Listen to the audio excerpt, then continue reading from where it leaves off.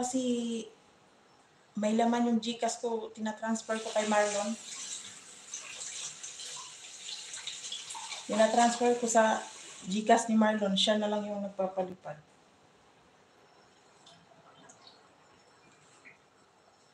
Kaya yung mga pinapaliparan ni Marlon, kilala na nila na galing sa akin.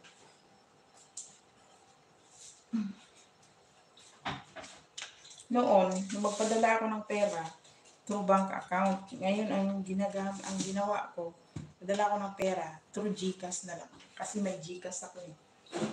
At saka gamit ko rin yung GCash ko dito.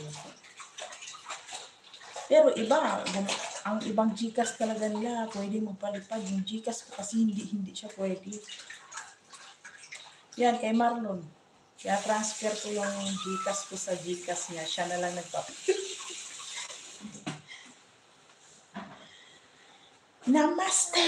Kumuha na ako ng prepaid card sa Bangko Join. Hindi pa rin.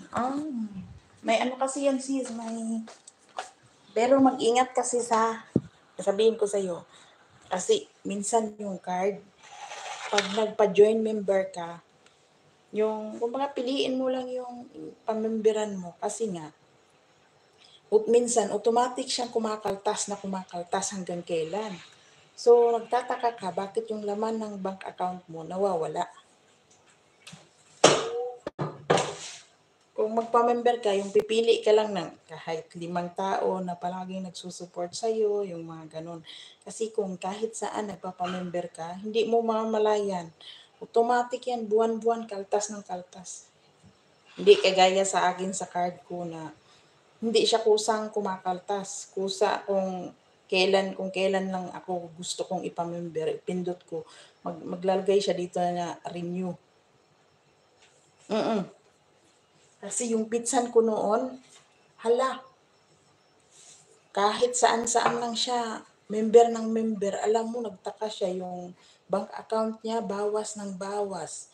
Kung naka-20 siyang pamember ng tao, 20 din buwan-buwan kinakaltas. Oo, ganun, lagyan mo lang siya ng pera. Ako ganun din.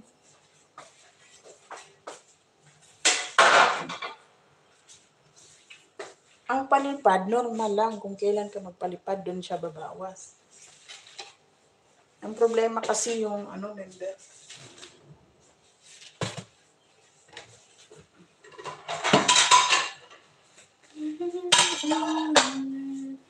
Bank account ko hindi pwede sa bangko ko. O di mabuti kung lang prepaid.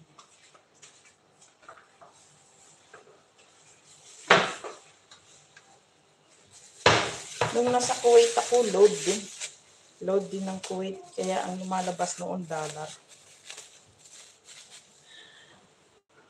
Dini Solong, hello, Sharon.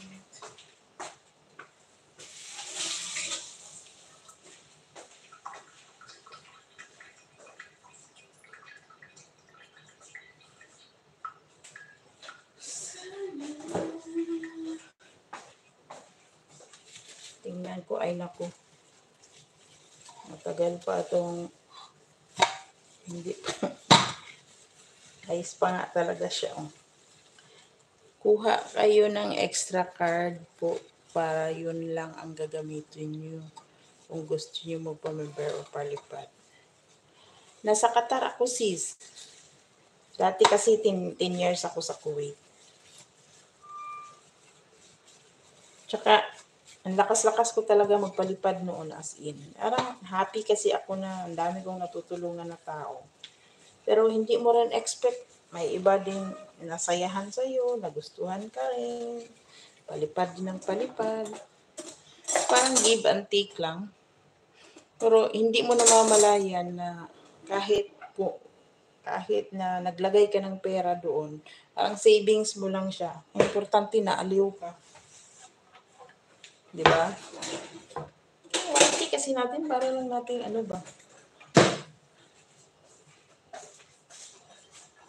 yung hindi seryoso na